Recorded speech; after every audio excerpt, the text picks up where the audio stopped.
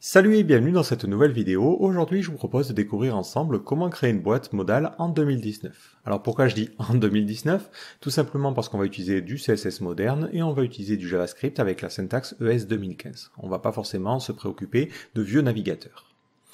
Donc pour cette vidéo, on va créer une boîte modale qui va fonctionner avec deux systèmes. Soit on aura un lien avec du contenu HTML caché et quand on clique, ça dévoile cette boîte modale. Soit on aura un lien en Ajax, dans ce cas-là, ça va charger le contenu et l'afficher à l'intérieur de cette boîte modale.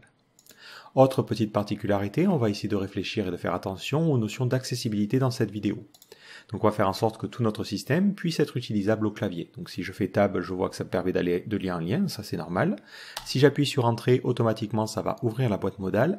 Et surtout, ça va enfermer le focus à l'intérieur de cette boîte modale. Donc si je fais Tab, ça me permet d'aller d'élément en élément, mais seulement à l'intérieur de cette boîte modale. Et pareil si je fais Shift Tab. Ça me permet ensuite de pouvoir revenir sur le bouton fermer ou de pouvoir appuyer sur Échappe pour fermer la boîte modale. Donc ces notions d'accessibilité sont importantes parce que si quelqu'un utilise un lecteur d'écran par exemple, ça va lui permettre de pouvoir naviguer au niveau de votre application. Alors tout de suite, on peut se demander pourquoi faire le code nous-mêmes. Il existe sûrement des librairies en JavaScript qui permettent de faire ça.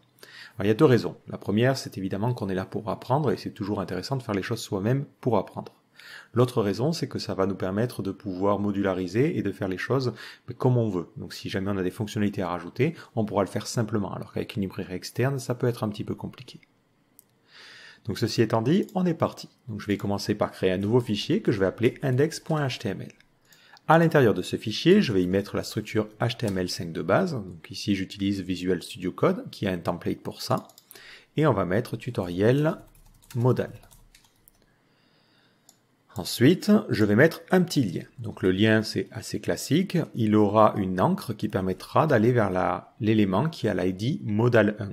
Et je vais mettre ouvrir la boîte modale. Et ce que je vais faire, c'est que je vais directement mettre le code HTML juste en dessous. Donc je vais créer un élément aside parce que pour moi, j'estime qu'une boîte modale, c'est du contenu sur le côté, entre guillemets. C'est pas du contenu principal. Donc la balise aside me semble indiquer. Je vais mettre un ID modal1. Ça me permettra de faire la correspondance entre le lien et cette boîte modale.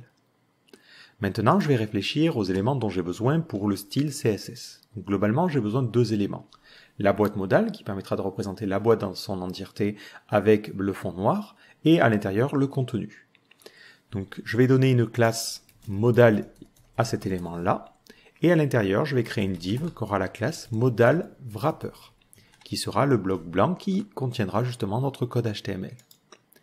Ce code HTML, je vais le générer. Donc je vais utiliser pour cela filerama.io. J'aime bien, c'est des citations de Futurama ou d'autres séries.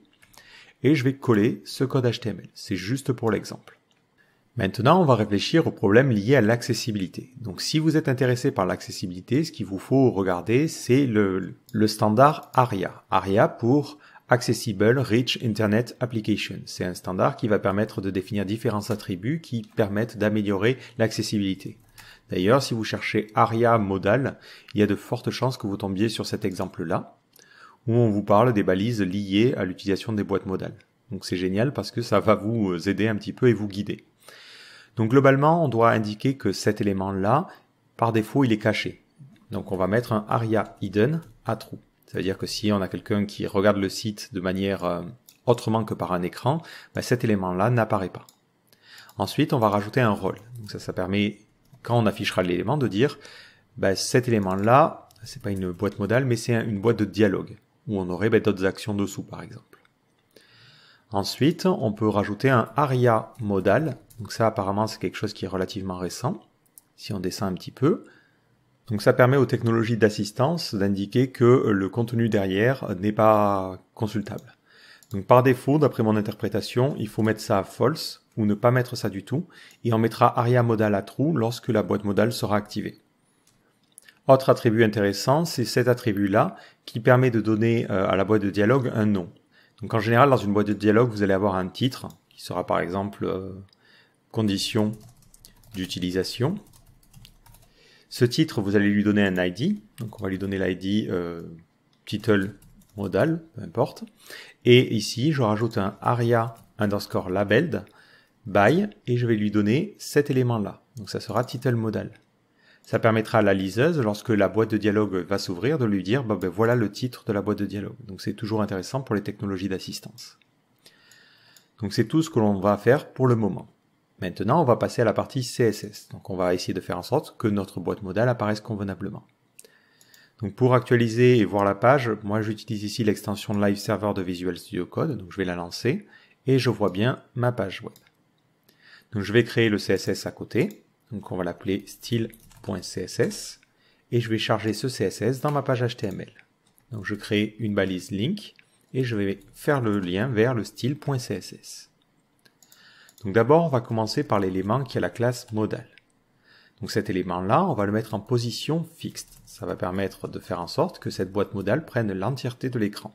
Donc je mets un top à 0, un left à 0, et ensuite une largeur de 100% et une hauteur de 100%. Pour que notre contenu soit moins visible en dessous, on va mettre un background opaque. Donc j'utilise pour cela du RGBA et on mettra 0, 0, 0 avec une opacité de 80%. Tout de suite, ça donne quelque chose d'un petit peu plus sympa. Juste avant, je vais mettre quelques styles génériques. Donc on va dire qu'au niveau du body et de l'HTML, on ne met pas de margin, ni de padding. Parce que par défaut, les navigateurs en mettent et c'est pas forcément très joli. Ensuite, au niveau de tous les éléments, on mettra un box sizing à border box pour que le padding soit pris en compte dans le calcul des largeurs. Et ça, c'est toujours intéressant. Donc ensuite, on doit styliser le modal wrapper. C'est l'élément qui va contenir notre contenu justement. Donc le modal-wrapper, on va lui donner une couleur de fond blanche. Donc on va mettre FFF. On va lui donner une largeur particulière. Donc on peut s'imaginer que par défaut, ça sera 600 pixels.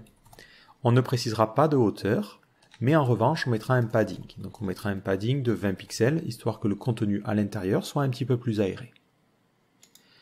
Donc on va avoir un petit problème. Le premier, c'est que si la fenêtre est trop petite, par exemple comme ça, notre contenu, il va déborder parce qu'on a mis une largeur de 600 pixels. Donc ce que l'on peut faire, c'est rajouter un max width et lui dire je veux qu'au maximum, tu aies une largeur de 100 VH. Donc 100 VH, ça veut dire une fois la hauteur de la taille de l'écran. Et si on veut qu'il y ait un petit peu de marge sur les côtés, on peut utiliser le calque pour dire une fois la hauteur de l'écran, ou plutôt la largeur de l'écran, moins 20 pixels. Comme ça, ça laissera un petit peu de marge sur les côtés. Et après, on centrera ça horizontalement. De la même manière, on fera la même chose pour la hauteur. Donc on mettra un max 8 de 100 VH pour une fois la hauteur de la taille de l'écran, et ensuite moins 20 pixels. Comme ça, automatiquement, l'élément ne sera jamais trop grand. On peut aussi rajouter un overflow auto pour lui dire qu'en cas de débordement, une scroll bar doit apparaître. Donc ça permettra de faire en sorte que même sur des périphériques de petite taille, on puisse consulter le contenu même s'il dépasse la taille de l'écran. Donc maintenant, le problème que l'on a, c'est que cet élément-là, on voudrait qu'il soit convenablement centré. On voudrait qu'il se mette vraiment au milieu de l'écran. Donc on a plein de solutions, mais la solution la plus simple à l'heure actuelle, c'est d'utiliser simplement les flexbox. Donc je vais mettre un display de point flex au parent. Ensuite, je vais dire align-items et je vais mettre center. Donc ça va permettre de centrer l'élément verticalement, donc par rapport à l'axe Y.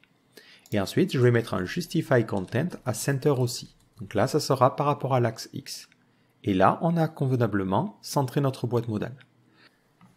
L'avantage, c'est que si on a une hauteur un petit peu plus petite, par exemple, on se dit je vais mettre une hauteur de 400 pixels par défaut pour mes boîtes modales, dans ce cas-là, ça sera toujours centré. Donc on n'a pas besoin de s'embêter à faire des calculs complexes. Juste avec ça, on voit qu'on a la structure de base de notre boîte modale. Juste, je vais en profiter pour mettre des éléments un petit peu particuliers à l'intérieur. On va mettre des inputs. Alors pourquoi je mets des inputs? Ça va nous permettre de simuler en fait des éléments qui auraient normalement le focus. Et je vais aussi mettre des liens. Voilà, comme ça, ça permettra de vérifier que quand j'appuie sur Tab, ça cycle bien à travers ces éléments-là aussi. Donc cette boîte modale, par défaut, elle ne sera pas visible. Donc moi, ce que je vais choisir de faire, c'est de le faire directement au niveau de l'HTML. C'est-à-dire de mettre un style display none dans l'HTML. J'aime bien cette approche-là parce qu'elle me permet de directement savoir que cette boîte modale est masquée et ça permettra aussi en JavaScript plus simplement de l'afficher. Donc là, on est pas mal et on va pouvoir justement passer à la partie JavaScript. Donc je vais créer un nouveau fichier que je vais appeler app.js. Et ce fichier, je vais le charger depuis ma page HTML. Donc je démarre ma balise script et je vais lui préciser qu'il doit charger le fichier app.js. Tout de suite, je vais sortir ma console. Comme ça, dès qu'il y a des erreurs ou des petites choses que l'on va vouloir afficher, on les verra. Donc au niveau de notre JS, on va cibler tous les liens qui sont censés ouvrir des boîtes modales. Donc pour éviter de sélectionner tous les liens de mon site, je vais rajouter une classe sur tous les liens qui devront s'ouvrir dans une boîte modale. Ça permettra d'éviter de sélectionner tout. Donc au niveau de mon app.js, je vais sélectionner tous ces éléments-là. Donc je fais un document.querySelectorAll et je vais sélectionner tous les éléments qui ont la classe js-modal. Je vais peut-être gagner un petit peu de place à cet endroit-là. Et pour chacun de ces éléments-là, je vais écouter le clic. Donc je peux ici directement utiliser la méthode forEach. Donc ça faudrait normalement un polyfill pour des vieux navigateurs. Et je vais sélectionner chaque lien. Pour chaque lien, je vais lui dire ajoute un event listener.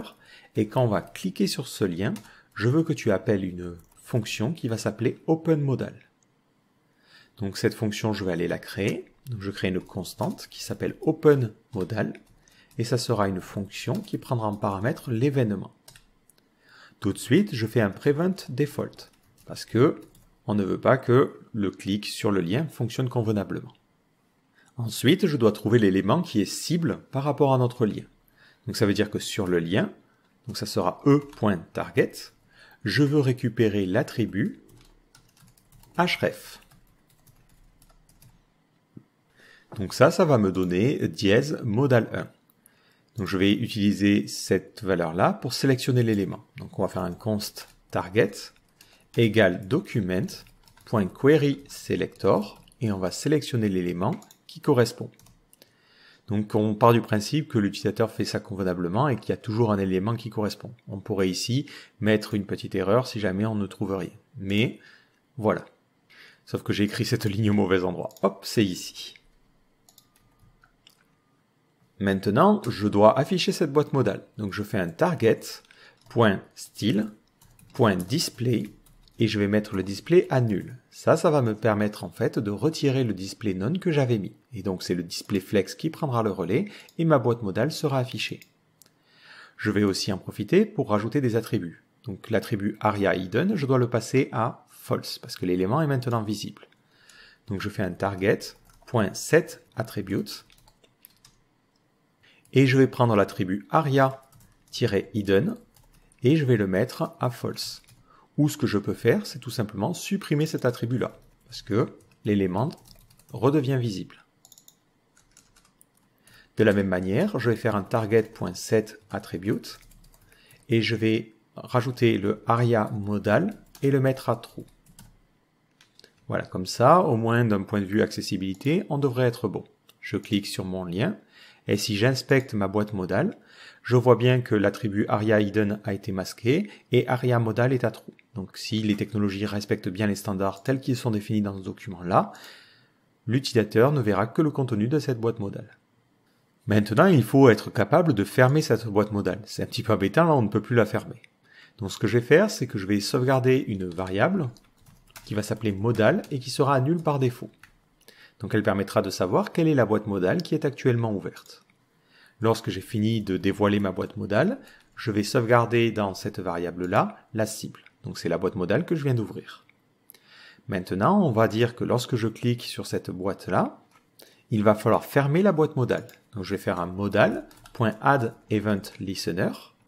On va écouter le clic et lorsque l'on clique, on utilisera la fonction closeModal. Fonction que je vais tout de suite créer. closeModal, ça sera une fonction qui prendra en paramètre encore une fois l'événement, qui fera un prevent default et qui globalement fera l'inverse de tout le reste. Donc je vais reprendre tout mon code ici et inverser les choses. Donc on n'a pas besoin du query selector parce qu'on a déjà dans la variable modal la valeur de la cible. Ensuite, je mets un display none pour remasquer la boîte modale. Je vais définir un attribut aria hidden et le passer à true parce que l'élément doit être masqué. Ensuite, le aria modal, je l'enlève, donc je fais modal.addEventListener remove attribute et je supprime l'attribut aria modal. Et là, de la même manière, c'est plutôt set attribute. Enfin, une fois que j'ai fini, je supprime le listener, donc remove event listener, et enfin, je remets modal à nul. Donc si d'ailleurs on essaie de fermer une modale qui n'existe pas, ce n'est pas la peine de faire quoi que ce soit. Donc ici, je peux mettre un if modal est nul. Ça veut dire qu'on essaie de fermer une modale non existante. Je return directement. Ça permet de ne pas aller plus loin. On s'arrête là. Il va me falloir aussi un bouton pour pouvoir fermer la modale. Donc au niveau de mon index.html, je m'imagine tout au début avoir un bouton. Donc c'est un bouton vraiment parce que c'est pas quelque chose qui mène vers une encre ou quoi que ce soit. Et ce bouton, je vais lui dire fermer la boîte modale. Donc toujours mettre du texte, quitte derrière avant CSS à changer ça dans une icône, mais au moins une liseuse sera capable de comprendre ça. Et là, je vais rajouter une classe particulière qui sera la classe js-close, -modal. Ou js-modal-close, allez, peu importe. Alors je préfixe les classes par JS lorsque ce sont des classes qui n'ont pas attrait au style, mais qui ont attrait vraiment au fonctionnement JavaScript. Ça me permet de mieux séparer les choses. Donc lorsque j'ouvre une boîte modale, je vais lui dire de trouver l'élément qui correspond. Donc c'est query selector. Et on cherche l'élément JS modal close. Et lorsqu'on cliquera sur cet élément-là, add event listener click, ben on fera un close modal aussi. Lorsque je ferme ma boîte modale, il faudra que je pense à supprimer ce listener-là. Comme ça, on nettoie vraiment notre boîte modale complètement. Donc je réactualise ma page, je clique sur ouvrir la boîte modale, ça marche bien, je clique n'importe où, ça ferme la boîte modale. L'inconvénient, c'est que si je clique ici, ça ferme aussi la boîte modale. Donc ce que je vais faire ici, c'est que je vais créer une nouvelle fonction qui s'appelle stop propagation. Donc c'est une fonction on ne peut plus simple, elle prend en paramètre l'événement et elle fera un e.stop propagation.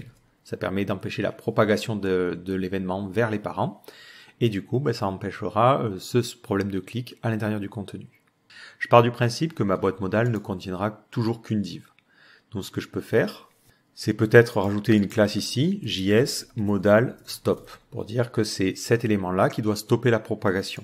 Et comme je l'ai fait pour le close, je fais un petit query selector, je rajoute un event listener, et j'appellerai cette méthode stop propagation. Et ça sera sur js modal stop. Et lorsque je nettoie ma boîte modale, je supprime ce listener-là. Si maintenant j'essaie de réactualiser la page, j'appuie ici, je clique à l'intérieur, ça ne fait rien. Je clique sur fermer, ça ferme bien ma boîte modale. Donc là on est bon d'un point de vue fonctionnement. Juste quelque chose, on avait dit qu'on doit supporter le fonctionnement du clavier. Donc ça veut dire que lorsqu'on appuie sur échappe, il faut fermer notre boîte modale. Je peux pour cela écouter la pression sur les boutons, donc on fait un window.add_event_listener et on va écouter l'événement key down. Donc c'est une fonction qui prendra en paramètre un événement de type keyboard event et ensuite on peut, pour l'instant on va faire un console.log, regarder la touche qui a été appuyée. Si je réactualise et que je vais dans ma console, si j'appuie sur échappe, on voit que c'est escape. Donc il me suffit ici de lui dire if e.key égale escape avec un E majuscule ou e.key égale esc. Alors ça, j'ai remarqué certains navigateurs renvoient pas forcément le même nom de touche, donc autant être précis. On pourrait aussi utiliser le keycode, mais à terme, c'est plus censé être utilisé. Ben, si on appuie sur échappe, je vais faire un close modal. Et je lui passe en paramètre l'événement. Par défaut, si modal est égal à nul, ça ne fera rien. Donc ça n'empêchera pas du tout le fonctionnement classique de cette touche. Donc je sauvegarde, hop, j'appuie sur échappe, on voit pas d'erreur côté navigateur, impeccable. J'appuie sur échappe, ça ferme bien ma boîte modale. Maintenant, un petit peu plus compliqué. Imaginons on part sur une navigation clavier. J'appuie sur Tab, ça me permet d'aller au premier lien. Si je rappuie sur Tab, ça part sur le focus du navigateur, ce qui est tout à fait normal. J'appuie sur Entrée, donc le navigateur me renvoie comme si j'avais cliqué, impeccable, et ma boîte modale s'ouvre. Si je continue à tabuler, je vais sur le premier bouton de la boîte modale, je vais sur le champ, je vais ensuite sur le lien, et lorsque je continue à appuyer sur Tab, je viens au niveau du navigateur. C'est tout à fait normal. Le problème, c'est que si je reviens en arrière avec un Shift Tab, on voit que ça va mettre le focus sur l'élément qui est derrière. alors que moi je voudrais enfermer le focus de l'utilisateur dans cette boîte modale. Donc malheureusement, j'ai pas trouvé de solution super pratique à ce niveau-là. On peut pas, avec un attribut HTML, lui dire bon ben maintenant c'est le focus principal. Il y a deux petites astuces pour remédier à ce problème-là. La première, qui est très très complexe entre guillemets, c'est de prendre tous les éléments focusables sur la page en arrière-plan et de mettre un tab index à -1 dessus pour que ces éléments-là ne soient plus focusables. Si par exemple dans mon ici HTML, je mets un tab index à -1 sur ce champ-là, si j'ouvre ma boîte modale et que je fais tab, on voit que ce champ-là n'est plus dans la liste des éléments qui sont focusables. Donc ça peut permettre d'enlever les éléments. Le problème, c'est que ça veut dire de trouver tous les éléments de la page et de leur rajouter un tab index à -1, ce qui est un petit peu plus lourd. Une autre solution, c'est de tout simplement intercepter la pression sur tab et de rajouter un comportement manuel. Donc on va écouter le tab. Donc là, on va rajouter un if e.key égale tab. Et on va rajouter que la modale est différente de nul, parce que ça veut dire que la modale doit être visible. Ben dans ce cas-là, on va appeler une méthode qui s'appellera focus in modal. Et on lui passera en paramètre l'événement. Donc ça sera une constante qui s'appellera focus in modal. Ça sera une fonction qui prendra en paramètre l'événement. Tout de suite, on fait un prevent default parce qu'on va court-circuiter le comportement normal de la tabulation. Donc là, il va falloir lui dire, il faut que tu focuses sur le premier élément à l'intérieur de la boîte modale. Donc ça veut dire d'être capable de récupérer l'ensemble des éléments focusables dans notre boîte modale. Donc je vais créer un sélecteur qui va me permettre justement de connaître les éléments sélectionnables. Donc tout ce qui est focusable pour moi, c'est un bouton. On a ensuite les liens et on a ensuite les inputs et les text area. Si j'ai oublié des choses, on le rajoutera plus tard à cet endroit-là. Et je n'ai pas forcément donné de variable, on va l'appeler focusable selector. Lorsque j'ouvre la boîte modale, je vais trouver tous les éléments qui sont focusables et les sauvegarder. Donc ça veut dire que je dois aussi créer une variable qui, elle, pourra changer, qui sera focusable avec un S. Et ça sera par défaut un tableau vide. Lorsque la boîte modale s'ouvre, donc à cet endroit-là, d'ailleurs, je me dis pour plus de logique, on pourrait mettre ici modal directement. Comme ça nous évite d'avoir à créer la variable target qui sert à rien. Voilà. À ce moment-là, lorsque j'ai l'élément, la boîte modale, je vais pouvoir récupérer tous les éléments qui sont focusables. Donc on va mettre focusable avec un S, égale modal. Donc je sélectionne que les éléments qui sont à l'intérieur de la boîte modale et qui correspondent à mon focusable selector. Par contre, attention, ça renvoie une node list. Moi, je veux vraiment travailler avec des tableaux, donc je vais utiliser la méthode from sur l'objet array. Si je fais plus tard, lorsque je fais une tabulation, un console.log de focusable avec un S, ça va me donner l'ensemble des éléments qui sont focusables. Si je fais tab, ça ne me donne rien pour le moment. J'ouvre ma boîte modale, je fais tab, et je vois que j'ai 3 éléments à l'intérieur, le bouton qui correspond à ce bouton-là, le champ et le lien qui est un petit peu plus bas. Donc c'est impeccable. Lorsque j'appuie sur tabulation, il va falloir focus le bon élément. Alors le réflexe par défaut serait de se dire, par défaut tu vas sélectionner le premier élément, et si je réappuie sur tab, tu vas focus le second, et ainsi de suite, ainsi de suite. Il y a une petite subtilité, c'est que si l'utilisateur va manuellement sélectionner cet élément-là, lorsqu'il appuie sur tab, il s'attendra normalement à ce que ça focus l'élément suivant. Donc il faut toujours retrouver l'index par rapport à l'élément qui est focus actuellement. Et pour cela, hop, je vais prendre mon tableau, donc c'est focusable. J'aurais peut-être dû l'appeler focusable elements pour pouvoir faire la différence, mais je prends mon tableau focusable et je vais lui demander de trouver l'index de l'élément qui est actuellement focus. Donc l'élément qui est actuellement focus, on peut le récupérer en faisant un modal, parce qu'on sait qu'on est dans une boîte modale, query selector, et je trouve le premier élément qui correspond au sélecteur de .focus. Donc je peux, à cet endroit-là, directement faire ça. Et ça va me donner l'index de l'élément qui est actuellement focus, si c'est un élément qui correspond à ça. Donc là, j'imagine qu'on se perd un petit peu, donc je vais faire un console.log. Donc je réactualise. Je clique sur ma boîte modale et j'appuie sur Tab. Et il me sort une petite erreur en me disant Null is not a function. Donc ça veut dire que cette fonction-là renvoie nul, parce que pour l'instant, j'ai cliqué manuellement, donc il n'y a pas vraiment d'éléments qui ont le focus. Donc lorsque je fais un query selector, ça me donne nul. Mais effectivement, là, il attend plutôt une fonction. Donc on va l'appeler f, et on va lui dire de trouver l'élément qui correspond à l'élément focus. Voilà. Donc là, si je rappuie sur tab, ça me donne -1. Ça veut dire qu'il n'a trouvé aucun élément dans ce tableau. Si je sélectionne ce champ-là et que j'appuie sur tab, il me donne l'index 1. Ça veut dire qu'il a trouvé que l'élément qui est actuellement focus, c'est l'élément à l'index 1, sachant que celui-là, c'est celui à l'index 0. Donc à partir de cet index, les choses sont plutôt simples. Je fais un index pour rajouter un cran, et ensuite je vais vérifier est-ce que l'index est supérieur ou égal à la taille des éléments focusables, parce que si on est dans le dernier élément, il va falloir revenir à 0. Donc là, je récupère la taille des éléments focusables. Dans ce cas-là, index reviendra à 0. Et maintenant que ce cas est géré, je peux prendre l'ensemble des éléments focusables, je trouve l'élément à l'index indiqué, et je lui applique la méthode focus, pour qu'automatiquement il soit focus. Donc j'appuie ici, j'appuie sur tab, et je vois que je suis sur ce second champ, je continue, ça met le focus sur ce lien-là, et lorsque je fais tab, ça revient ici. Alors je ne sais pas trop pourquoi, lorsque j'utilise la méthode focus, on ne voit pas le petit halo bleu par défaut que le navigateur mettrait si on utilisait les tabulations convenablement. Donc vu que j'ai pas trouvé de super solution, pour le coup on va faire ça au niveau du CSS. Donc je vais lui dire sur tous les éléments qui ont le focus, mais il faudrait faire quelque chose d'un petit peu plus joli, on va rajouter un box shadow de 0 pixels, de 0, 0, 10 pixels de spread, et on va mettre du bleu. Bon, c'est un peu bourrin, mais maintenant si je fais tab, on voit bien les éléments qui sont focus. C'est pour l'exemple. Mais là, on est bien enfermé dans la boîte modale. Petit inconvénient, c'est que si je fais Shift plus Tab, il faut que ça remonte en arrière. Donc on peut détecter si Shift est appuyé. Donc on va mettre peut-être un debugger ici, si vous voulez voir la tronche qu'a cet événement-là. Donc je réappuie, j'appuie sur Tab, et le debugger bloque l'exécution de mon script. Si je fais E, je peux voir l'ensemble des informations de mon événement. Donc moi, ce qui m'intéresse, c'est de savoir si on a appuyé sur Shift. Si je scrolle un petit peu, on a ici Shift Key qui permet de savoir si oui ou non Shift est pressé ou non.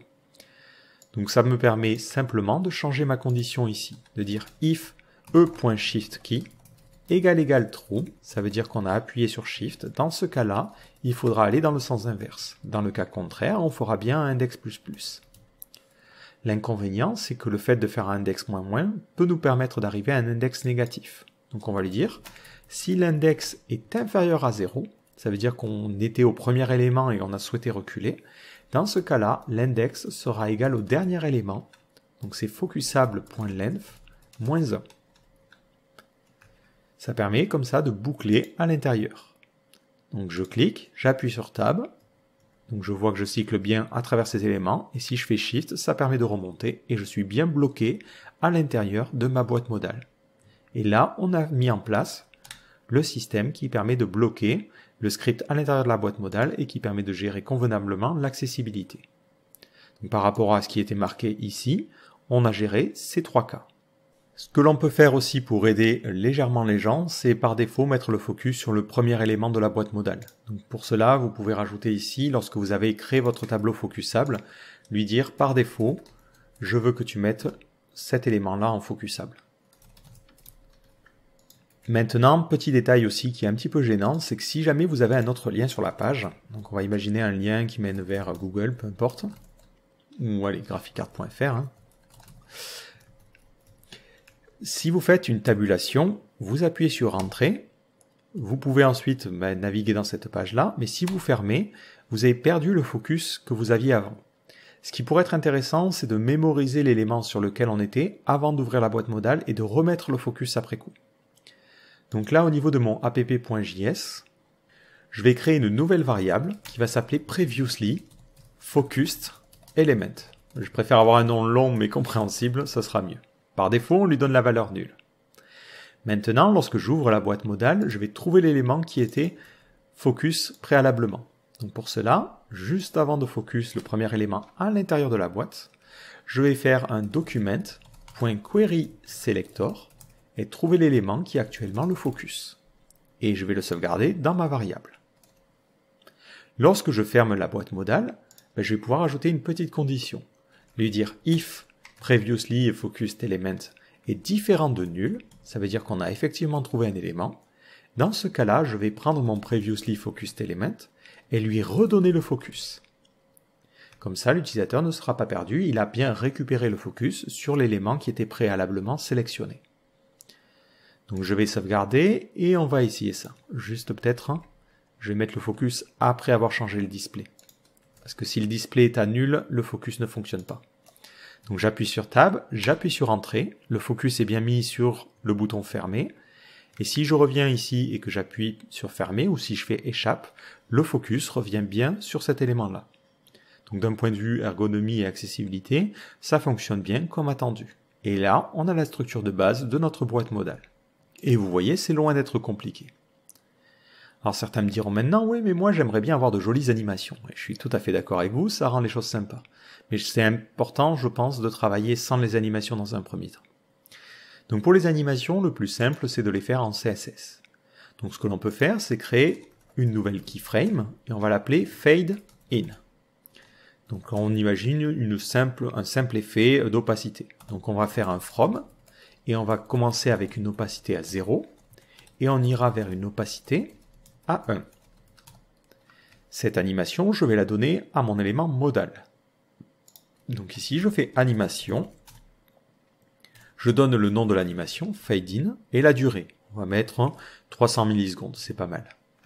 Je vais rajouter un fill à bof, ça veut dire qu'au début de l'animation, on prendra cette valeur-là par défaut, et à la fin de l'animation, on gardera une opacité à 1. Si maintenant je réactualise ma page et que je clique sur ouvrir la boîte modale, on voit que l'animation fonctionne directement. Donc il faut savoir que lorsque le display d'un élément change, donc un élément lorsqu'il passe d'un display non à un display visible, l'animation se lance par défaut. Donc c'est impeccable par rapport à ce que l'on veut faire. Ce que je peux faire aussi, c'est rajouter une autre animation qu'on va appeler slide from top. Et on va dire que par défaut, l'élément aura un transform translate y à moins 50 pixels. Et ensuite, on aura un transform, hop, je vais y arriver, avec un translate y à 0. Cette animation, je vais la donner à mon second élément, le wrapper. Et ce que je peux faire, c'est donner un léger décalage de 100 millisecondes, c'est largement suffisant, et comme ça, on aura cet effet d'apparition. L'effet s'appelle slide from top. Si maintenant je reclique sur ouvrir la boîte modale, on voit comment ça fonctionne. Bon, finalement, le décalage, c'est pas forcément tip-top. Dans l'idée, ça paraissait génial, mais en vrai, ça marche pas très bien. Mais vous pouvez affiner comme ça les animations. L'inconvénient, c'est quand on ferme la boîte modale, on n'a pas d'animation parce que, par défaut, le JavaScript rajoute directement un display none. Donc, ce que l'on peut faire, c'est en fait mettre un petit délai sur ce module.style.displayNone pour lui dire d'abord repasse le aria hidden à true et ensuite seulement mets le display none. Donc je vais mettre un window.setTimeout et on va lui donner un petit timeout assez court, on va rester sur du 500 millisecondes et on lui demandera de mettre le display none seulement après 500 millisecondes. Si je réactualise ma page, l'élément est visible, je clique sur fermer, on attend une demi-seconde et ensuite il mettra le display à none. Et c'est seulement après qu'il devra mettre le modal à nul aussi. Donc là, ça fonctionne convenablement. Donc ça me laisse 500 millisecondes pour gérer mon animation de masquage. Donc pour cela, je peux créer des keyframes qui sont des animations inversées. Donc on aura le fade out et le slide to bottom par exemple. Donc pour le slide to bottom, on commence avec un translate à 0 et on ira sur un translate à 50 pixels. Pour le fade out, on inverse simplement l'opacité pour passer de 1 à 0. Pour que ces animations se jouent, il va falloir lui dire sur la modale qui a l'attribut aria hidden qui est égal à true, je ne sais plus s'il faut mettre des guillemets ou pas, on va tester, si la modale a cet attribut-là, c'est qu'on doit la masquer. Donc je dois jouer la même animation, mais elle s'appelle fade out. Si je le souhaite, je peux simplement changer juste le animation-name, si je ne veux pas changer les valeurs de la durée, ce genre de choses. Ça peut être pratique pour tout contrôler à cet endroit-là. De la même manière, lorsqu'on a une modale qui a aria hidden à true, le modal wrapper devra avoir une animation qui, elle, sera différente. Et l'animation sera slide to bottom. Je crois que c'était comme ça que je l'avais appelé. Impeccable. Donc je clique sur ouvrir, je clique sur fermer, et on voit qu'on a notre animation qui fonctionne convenablement. Juste pour les petits malins qui se diraient, moi j'aimerais bien avoir l'animation qui est inversée, tout simplement.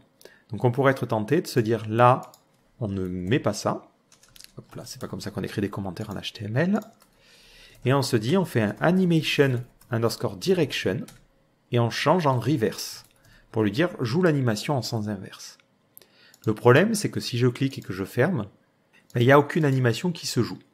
Alors c'est tout simplement dû au fait que changer la valeur d'une animation, par exemple sa durée ou sa direction, ne va pas relancer l'animation. C'est un comportement par défaut des navigateurs, donc le seul moyen, ça serait de tricher un petit peu.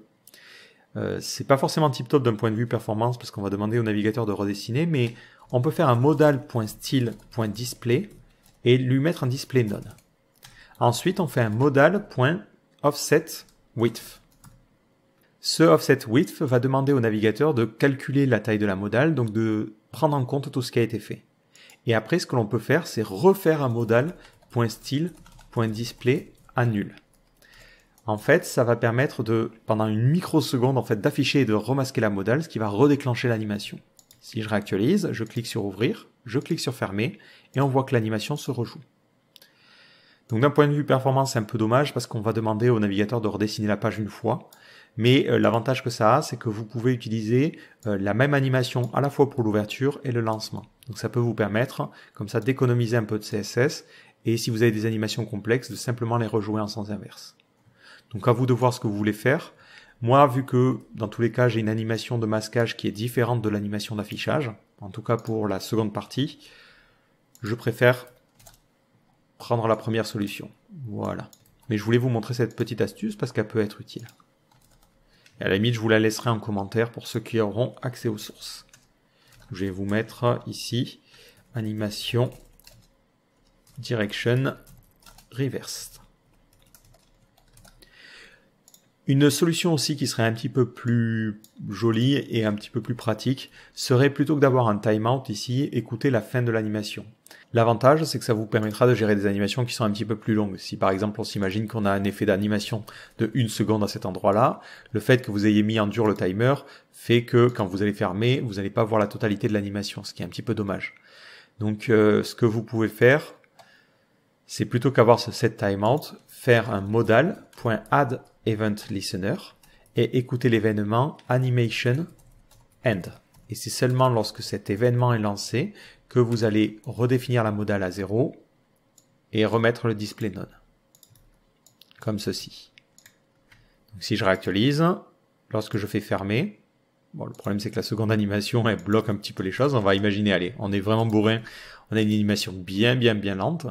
Ben, lorsque je clique sur fermer, l'animation a bien le temps de se jouer en entier et c'est seulement à la fin de l'animation que notre boîte modale hérite du display none. Donc voilà pour ce principe-là.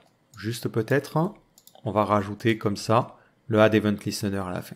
Et il faudra faire attention, vu qu'on fait un addEventListener, le risque que l'on a là, c'est d'accumuler le même événement plein de fois. Si je réactualise, si je clique une fois, ça ouvre et ça va fermer. Je clique une seconde fois, ça ouvre et ça ferme. Mais au niveau de la boîte modale, on voit que le listener est appelé plein de fois. Donc c'est pas forcément tip top. Donc ici, je vais créer une fonction que je vais sauvegarder dans une constante. Donc on va l'appeler hide modal. C'est une fonction qui fait exactement ce que l'on vient de faire. Sauf qu'elle va avoir l'avantage, vu qu'elle est nommée, de pouvoir être remove. Donc on fait remove event listener. On va écouter le animation end et on fait un hide modal. Comme ça, au moins, on n'a pas le bug que l'on vient d'observer. Je clique sur ouvrir la boîte modale. Là, on rajoute le event listener maintenant. Et lorsque je reclique sur ouvrir, on n'a plus ce listener qui va masquer la boîte modale. Donc, dernière petite chose que l'on doit régler, c'est la partie Ajax. Donc, comme je vous l'avais dit, on aimerait bien, par exemple, avoir une nouvelle page. Donc, je vais créer un nouveau fichier que je vais appeler modal.html. À l'intérieur, je vais y créer mon code HTML. donc classique avec des liens, du texte, n'importe quoi, et j'aurai à l'intérieur une boîte modale qui aura l'ID modal 2. Moi, ce que j'aimerais bien faire sur ma page HTML, c'est plutôt que de simplement mettre une encre, mettre un lien et lui dire, il faudrait que tu ouvres la boîte qui s'appelle modal 2, mais dans la page modal.html. Là, c'est un petit peu plus compliqué. Donc on va mettre ouvrir en Ajax. Pour bien séparer les choses, il va falloir réfléchir à qu'est-ce qui va changer. Donc au niveau de notre Open Modal, c'est à cet endroit-là, on récupérait la modal à ouvrir depuis un Query Selector. Mais ça ne va fonctionner que si notre lien commence par un dièse. Donc je peux mettre une petite condition ici. Donc je vais peut-être créer une variable target, qui sera effectivement l'attribut que l'on aura dans notre href, pour éviter de me répéter. Et je vais lui dire if target.starts with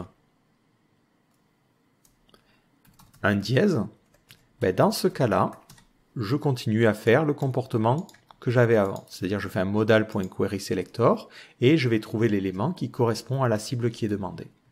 Dans le cas contraire, c'est un petit peu plus compliqué parce qu'on va devoir faire de l'Ajax. Donc pour éviter de rallonger cette fonction-là, je vais créer une nouvelle fonction que je vais appeler loadModal par exemple. Donc je crée une nouvelle constante, loadModal, qui sera une fonction qui prendra en paramètre l'URL que je souhaite charger.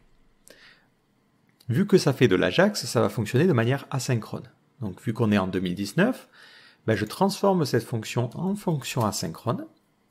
Je vais lui dire ici que la modal sera égale à loadModal, donc ma fonction que je vais créer, et je lui passe l'URL. Cette fonction devra me renvoyer l'élément HTML sur lequel je pourrai continuer à travailler. Donc au niveau de cette partie loadModal, ça sera aussi une fonction qui sera asynchrone. Donc ça veut dire à cet endroit-là que je peux attendre le chargement de cette modal avant de continuer. Donc en termes de logique, ça permet d'avoir une logique qui est toujours étape par étape. Donc dans cette partie de loadModal, on va devoir charger l'URL en question. Et pour charger l'URL, on va en profiter pour utiliser fetch. Donc fetch prend en premier paramètre l'URL à appeler. Ensuite, sur la réponse, je ne veux récupérer que le texte. Donc je vais lui dire, lorsque tu récupères la réponse, extrais le texte. Et ça, vu que ça renvoie une promesse, je vais attendre. Donc je vais lui dire, je vais créer une constante qui sera HTML, le contenu HTML de la page, et j'attends que le fetch ait bien été résolu. Donc en vrai, il faudrait mettre des try-catch pour gérer les cas où la page n'existe pas. Mais pour l'instant, on part du principe que tout est parfait et on vit dans un monde sans erreur. Et une fois que j'ai fini, je fais un console.log du code HTML. Donc je vais réactualiser ma page et cliquer sur ouvrir en Ajax. Si je regarde au niveau de ma console, on ne voit rien parce que j'ai oublié de mettre la classe JSModal. Donc mon lien n'a pas été pris en compte comme un élément modal. Donc je reviens ici, je clique sur ouvrir en Ajax et on voit bien qu'on a récupéré au niveau de ma console l'entièreté du code HTML. Donc on a récupéré tout ce code-là. L'avantage, c'est qu'on pourrait ici enlever ce display none et faire en sorte que si quelqu'un ouvre cette page dans un nouvel onglet, puisse avoir la boîte modale. Dans ce cas-là, il faudrait aussi mettre un aria hidden par défaut à false. Voilà, comme ça, s'il charge la page, cette page peut être consultée en tant que telle. Donc je reviens ici. Je clique sur ouvrir Ajax et j'ai bien le contenu HTML. Donc dans ce contenu HTML, il va falloir que je trouve la cible, c'est-à-dire la boîte modale à sélectionner. Donc au niveau de mon JS ici, j'ai besoin de récupérer la seconde partie de l'URL, c'est la partie après le dièse. Donc la solution la plus simple, c'est selon moi de faire un url.split, et je split mon URL par un dièse. Et je vais récupérer la seconde partie, donc c'est la partie numéro 1. Là, encore une fois, je pars du principe que tous les liens Ajax auront toujours un dièse avec la seconde partie. Et je vais sauvegarder cette variable-là dans une constante qui va s'appeler target, qui me permettra d'avoir le sélecteur à sélectionner. Et je rajoute un dièse devant. Donc si j'ai besoin de débugger, n'hésitez pas à le faire si vous êtes un petit peu perdu avec la valeur que vont prendre les différentes variables. On aura notre contenu HTML et ensuite notre cible qui sera simplement dièse modal 2. Donc le problème, c'est qu'on a l'HTML ici sous forme de simple texte. Moi, j'ai besoin d'un DOM à parcourir pour pouvoir utiliser un query selector et sélectionner l'élément qui a l'ID. Je ne vais pas m'embêter ici à créer un parseur. Donc par rapport à cette problématique-là, on peut utiliser ce qu'on appelle des fragments. Donc c'est document fragment. Vous pouvez chercher ça sur MDN. Ça vous permet de créer en fait des fragments de morceaux HTML qui sont vraiment minimales et qui prennent beaucoup moins de place que le DOM. Donc on va créer un fragment à partir du code HTML que l'on a récupéré. Donc pour cela, on fait document.createRange .createContextual fragment et on lui passe un paramètre du code HTML. Et ça, on le sauvegarde dans une variable que l'on va appeler fragment. Et tout de suite, vu que c'est quelque chose qui est un petit peu nouveau, on le débug. Donc je réactualise ma page, je clique ici, je vois que j'ai ici un document fragment, je vais le sauvegarder dans une variable, et sur ce temp 1, je peux utiliser query selector et sélectionner par exemple un élément particulier. Par exemple, je peux récupérer le body. Enfin, c'est pas forcément le meilleur sélecteur, mais si je récupère plutôt notre élément qui a l'ID modal2, je vois bien que ça me donne mon élément là.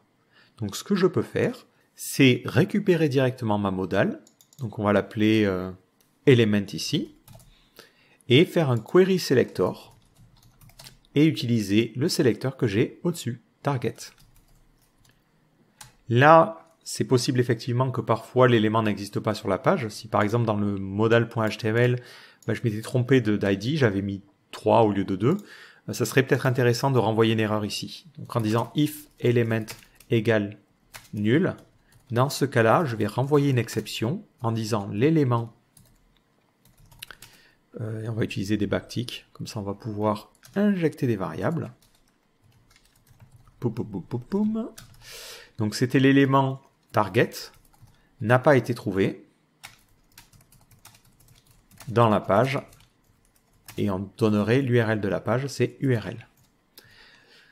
Parfois, ça peut être intéressant de manuellement mettre des erreurs, parce que si vous utilisez cette librairie dans quelques mois et que vous oubliez que vous faites mal votre sélecteur, ça peut vous permettre de tout de suite comprendre l'erreur, plutôt que d'essayer de chercher pourquoi plus tard vous avez une erreur qui remonte plus loin. Donc si je réactualise la page, je clique sur ouvrir la boîte modal, et on me dit bien l'élément modal2 n'a pas été trouvé dans la page modal.html. Voilà. Donc c'est plutôt intéressant d'avoir ce genre d'erreur un petit peu plus explicite. Je vais défaire ma petite erreur. Donc nous, on va bien avoir un élément modal2. Et maintenant, ce que je peux faire, c'est faire un document.body.append et je rajoute mon élément. Et cet élément, je le return. Comme ça, après, il peut être utilisé par le reste. Si je réactualise la page, je clique sur ouvrir un Ajax et mon système s'affiche convenablement. Donc là, on a mis en place le chargement Ajax. Ici, ce qu'il faudrait faire, c'est peut-être afficher un loader ou quelque chose pour indiquer à l'utilisateur que ça charge. Là, c'est quasi instantané parce que je suis en local, mais en ligne, on peut imaginer que ça peut être un petit peu long. Donc, ça serait intéressant d'indiquer à l'utilisateur ce qui se passe. Et je vais remettre des animations un petit peu plus correctes. On va mettre 3 secondes là et 0.5 secondes là. Ouais, ou 0.3 partout. Comme ça, le animation end ne posera pas de problème. Peut-être un dernier petit souci, c'est que si je sors mon inspecteur, donc on voit au niveau de notre body, on a notre première boîte modale et on va avoir notre seconde boîte modale. Si je clique sur ouvrir un Ajax, à chaque fois, il va rajouter cette boîte modale là. Donc ce que l'on pourrait faire à cet endroit-là, c'est lui dire, je vais vérifier est-ce que j'ai pas déjà un élément qui correspond. Donc on va créer une constante qui va s'appeler element et qui fera un document.querySelector et on va sélectionner la modale qui correspond à la cible. Si l'élément existe, donc si l'élément est différent de nul, on n'est pas obligé de faire une requête Ajax, ça veut dire qu'on a déjà chargé cette boîte modale et je peux directement le retourner. Donc l'inconvénient ici, c'est que je crée 2 fois la même constante. Donc là, on va l'appeler existing modal. Voilà. Ça permet de court-circuiter toute la partie Ajax. Donc si je fais ouvrir un Ajax, effectivement, il fera un chargement au niveau du réseau. Hop, si je filtre en XHR sur la boîte modal.html. Par contre, si je reclique ici, on voit qu'il réutilise directement le contenu qui était déjà chargé. Donc ça permet d'optimiser les performances. Bon, ça peut avoir quelques petits problèmes si entre-temps le serveur a réactualisé les choses, mais je pense que c'est mieux plutôt que de répéter un élément qui a le même ID sur la page. Et là, on a terminé avec tout ce système-là. On a maintenant un système de boîte modale qui est entièrement navigable au clavier, qui fonctionne d'un point de vue accessibilité avec des attributs, et sur lequel on a entièrement le contrôle. Donc si on a besoin de rajouter des éléments focusables, changer quelques comportements, ben on peut le faire assez simplement. Et vous voyez que si on prend les choses assez calmement, ben créer un comportement et une boîte modale n'est pas forcément très compliqué. Maintenant, dernière petite vérification à faire, vérifier que ça fonctionne convenablement sur tous les navigateurs modernes. Alors là, clairement, avec tout ce qu'on a utilisé, je peux vous dire que Internet Explorer, c'est sûr que ça marche pas. Mais sur les navigateurs modernes, par exemple Firefox, on n'a pas de problème particulier, donc notre boîte modale s'affiche convenablement. Et sur Edge, ça fonctionne aussi. Donc je pense qu'il serait possible de le faire fonctionner sur iOS 11, mais il va falloir rajouter des polyfills et ça va alourdir le code. Donc après, à vous de voir si vous estimez que c'est intéressant ou non. Enfin, j'ai pas forcément testé sur les navigateurs mobiles, donc le seul problème je pense que vous pourriez avoir sur le navigateur mobile, c'est toute la partie scroll. Souvent ça fonctionne un peu bizarrement, donc à tester, mais vu que vous avez la logique qui est appliquée ici, ça va essentiellement être du CSS ou peut-être des outils pour empêcher le scroll à rajouter lorsqu'on ouvre ou on ferme la modale. Mais en dehors de ça, on a fini, je pense, avec cette vidéo-là. Et comme vous le voyez, il n'est pas forcément utile d'utiliser des librairies complexes pour faire ce genre de choses. Donc j'espère que cette vidéo vous a plu et je vous donne rendez-vous dans une prochaine vidéo. Ciao!